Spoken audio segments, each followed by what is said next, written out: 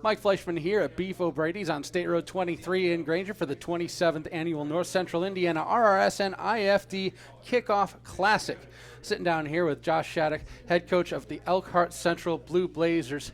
Coach, your season ended with a 17-14 loss to Concord in the Class 5A sectional final. This is a big year for Elkhart Central coming into your final year as Elkhart Central and as the Blue Blazers. What was your message to the team in the locker room after that game, and how have you carried it forward through your preparation for the 2019 season? Yeah, unfortunately, I remember that game too well. It ended in a very similar fashion to a lot of our other games. We lost 4 games by 3 points or less, another one by 7. So 5 of our 6 losses were by a single digit, one-score game, 7 or less. So we had kind of been down that road.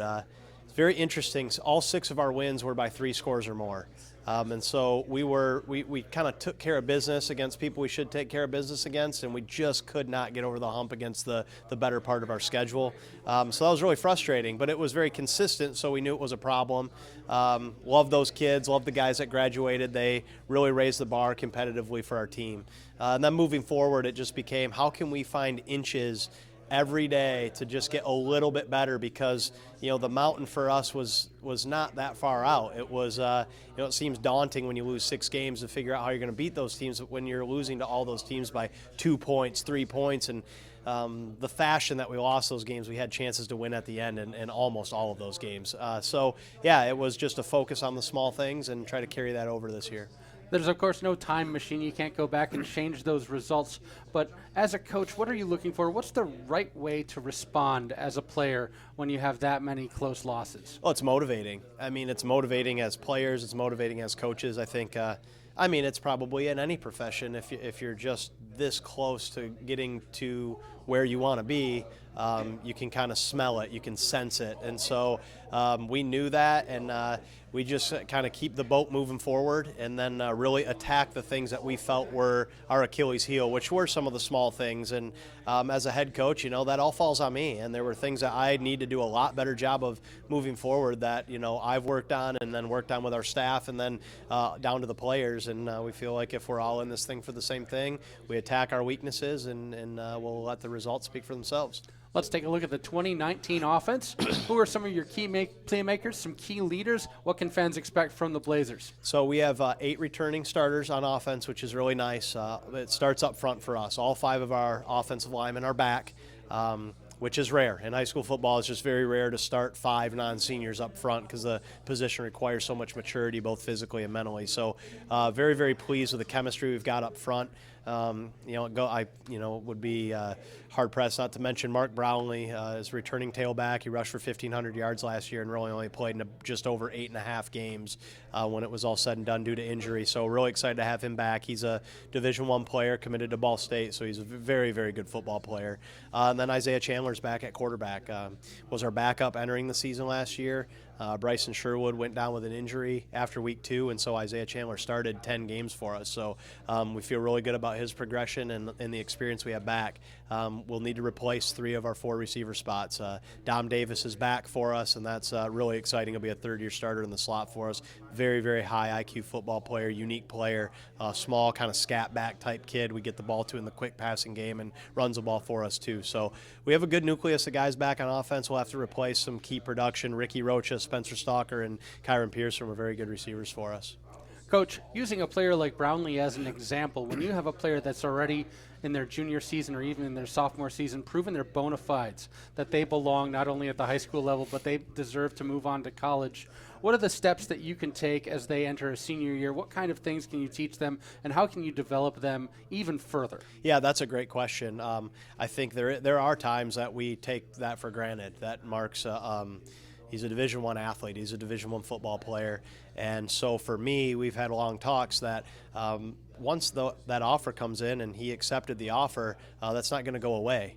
So it's up to me as a coach and our coaching staff and then him to say, okay, we sat down in the offseason after he committed to Ball State and said, do you want to be good at Ball State, or are you happy just going to Ball State? Because we have a whole offseason now and an in-season and then a whole nother offseason as he's done, goes into the latter part of his senior year academically, where we can really push him to be even better and be more prepared at the collegiate level. So he's accepted that challenge, and we coach him hard.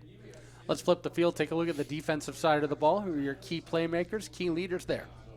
Sure, 7 guys back on defense, and I would say, I don't think it's a big surprise. If you look at our scores, it's not too difficult to notice that the defense was the strength of our team last year. 17-14 loss, 22-15 loss. So our defense was solid last year. We returned a lot of guys. Sean Holman, who's with us today here, he's a third-year starter on our defensive line. Rodney McGraw is kind of a bigger name kid. He's been offered by Indiana and Purdue. So, he's a pretty big-time player. He's going to be a junior, 6'6", 235, and he's made a lot of strides, obviously, there. Will Branch is a newcomer, 6'2", 210, good track runner, good hurdler, good 400 runner, and so he's going to add a lot of depth to our defense. And we've Jake Smith, returning starter.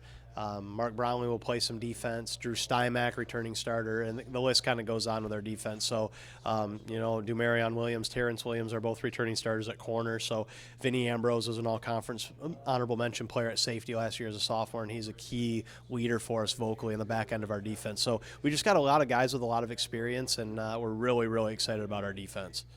Coach, for our younger viewers who are maybe in middle school or junior high school thinking, I want to become a varsity football player, what can the game of football and coaches offer them, and what are you looking for from them as far as attitude to be ready to be a varsity football player? Sure. Well, this gets a little cliche sometimes, and it sounds a little bit like coach speak, as they say, but it's absolutely true that football, in my opinion, unlike any other sport or activity, can prepare you for the rigors that happen in life. And I know that sounds dramatic sometimes, and I understand that, but first of all, football is really hard. It's hard. It's hot. You're wearing equipment. It's in the summer and the fall when it's warm outside, and so you have to fight through that adversity. It's not a comfortable sport.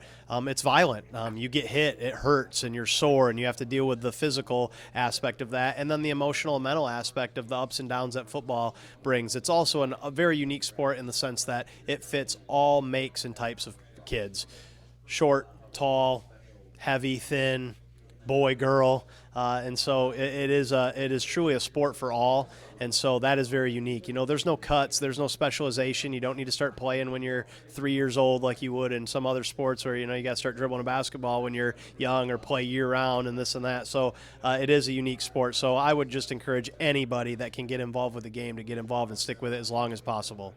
Coach, you have a historic game coming up week 1, the final game versus Elkhart Memorial, I should say. Yeah.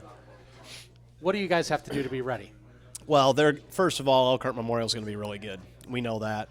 That's not going to be a secret. I think they return everybody. I don't think that they lost a lot of kids to graduation, and they really started playing some good football at the end of the year last year.